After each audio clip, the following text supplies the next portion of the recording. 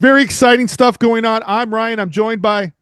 Also, Ryan. Hey, Ryan, guess what? Aliens have landed and they've told me beep, bop, boop. And you know what that means? That's translated into let's get to the play.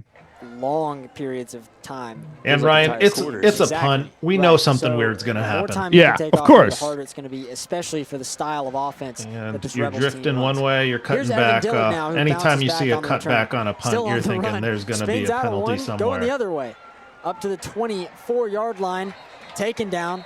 Helmet comes off. And looks like we may have a couple on the field, right? I think they're actually going to get him for a face mask. Couple of flags. Because you're not allowed to play without your This helmet. game took place in Alabama between two teams whose names I cannot pronounce. I apologize. Fortunately, they just RHS and WHS. On the field. We'll see if they're for the same thing here. So based on the timing, I'm going to guess that wing got Dillard, since he didn't have his helmet block in the back. We're it looked like that's exactly what they were looking at. Looks like they throw. We'll see what they have on the field. I don't want to spoil it. I'm going to wait until we see it from the lineup. But yeah, I think you're right. But probably not quite as much as I thought it was to be called for a block in the back.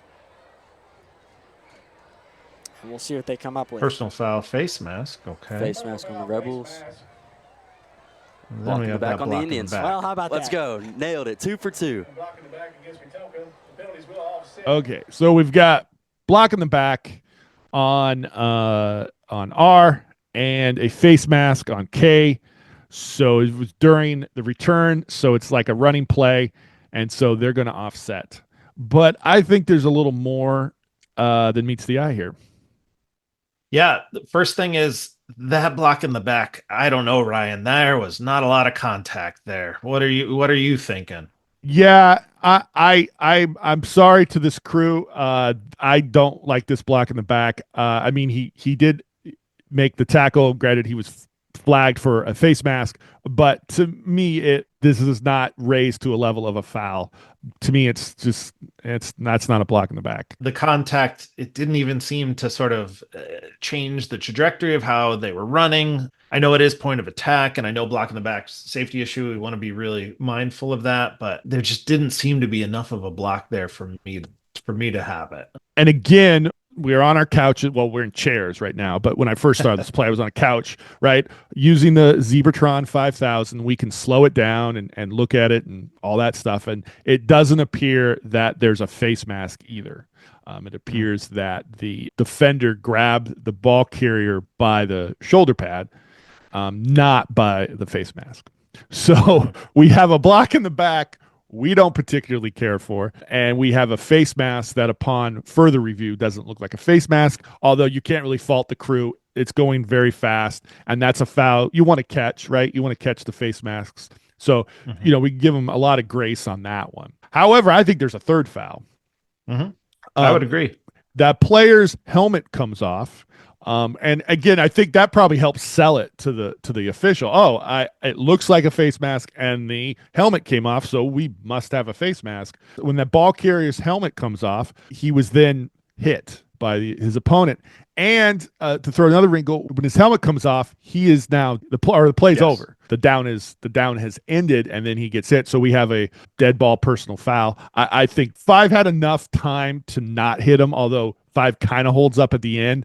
But it was sort of like one of those when you say you're sorry, but it's not really a sorry. It was to me it was that equivalent in football. Yeah, and I think an important thing in regards to the ball carrier holding the ball is oftentimes you'll hear from players, well, I didn't hear a whistle. Well, if the play is over by rule, which if the ball carrier is not wearing a helmet, the play is over. Just like if they're standing 2 feet out of bounds, just because there hasn't been a whistle yet doesn't mean you get to hit them.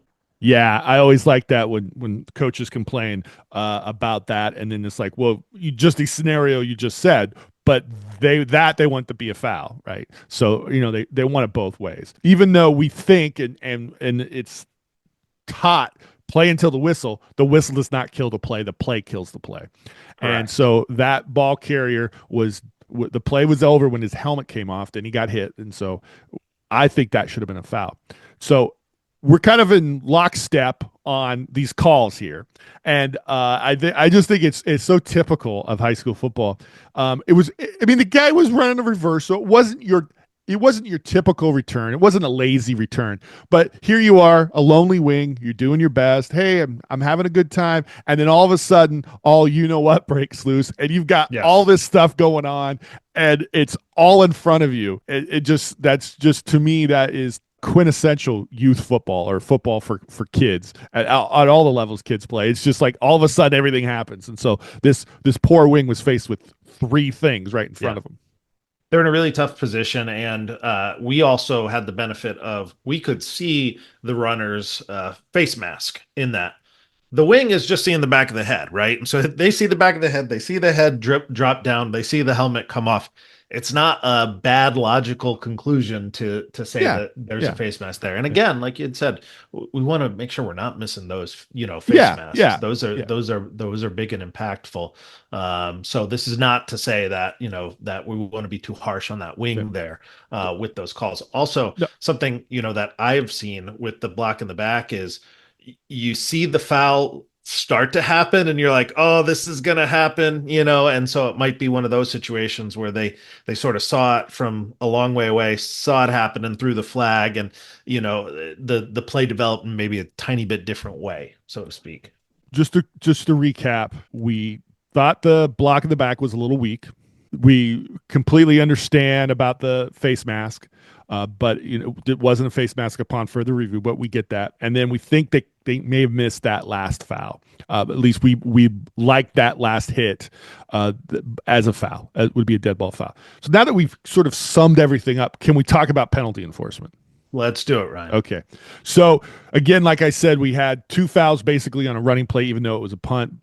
Just that's how mechanically we treat it as a running play. And so they'd offset, so they had to kick again.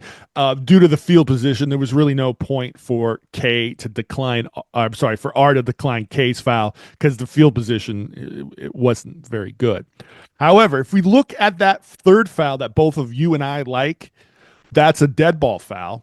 And so even though those two other fouls would have canceled each other out, or had the potential to, they still would have been able to enforce that dead ball foul, which is very interesting if you think about it. Now, it's going backwards, so it wouldn't have given K a first down. It would have put him 15. But had that been on R, that could have given K a first down. So it's a weird kind of quirk of enforcing penalties, which I love. I love that stuff about the rule book. So again, the way they called it, they got it right.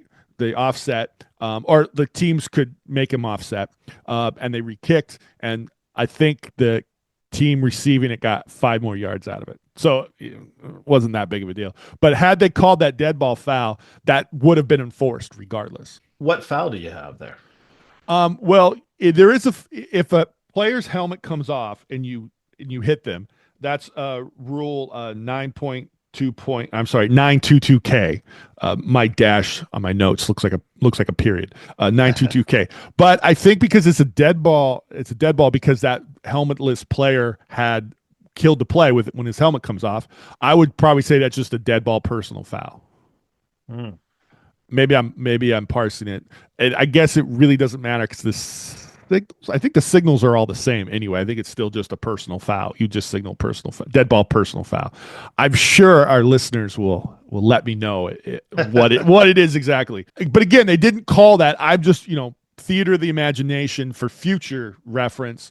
And I think that's the big takeaway from this play. I mean, we all miss blocks in the back, and we all miss the face mask. I know I've missed or called them when I didn't need to call them. I know we've all done that. But future us, when we're out officiating, I think that's what I'm going to take away from the play is more of the penalty enforcement. You've heard us opine on this play. Now let us know what you think. Do you have one foul? Do you have two fouls? Do you have three fouls? Penalty enforcement. I think they got it right. What would you call that foul that they didn't call? Would you call that hitting a helmetless player, or would you just say it's a dead ball personal foul since the play was dead? Let us know in the comment section below. We appreciate you watching. Ryan, as always, thanks for all your opinions and all your efforts and your hard work. We will now leave you with the fifth down.